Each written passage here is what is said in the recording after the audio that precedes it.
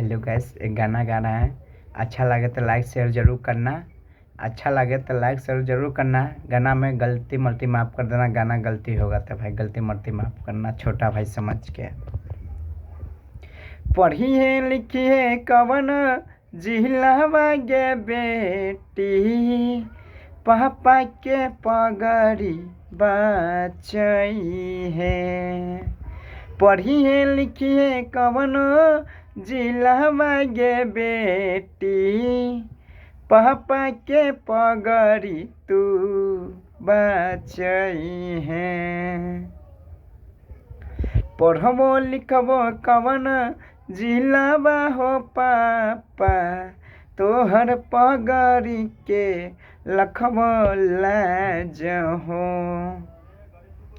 पढ़बो लिखबो कवन जिलावा हो पापा, पगड़ी के रखबो लाज हो।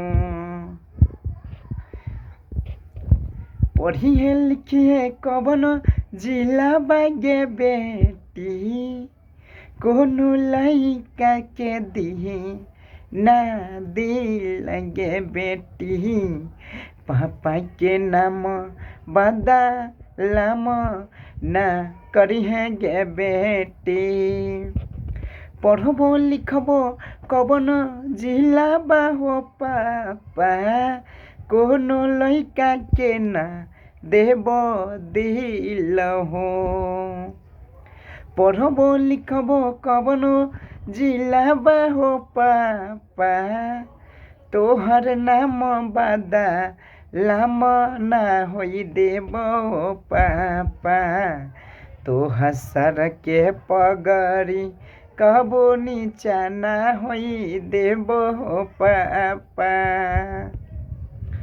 पढ़िए लिखिए कवनो जिलावा गे बेटी, पापा के पगड़ी के रखिए लाज गे। पढ़िए लिखिए कवनो गे बेटी, पापा के पगड़ी बचई है।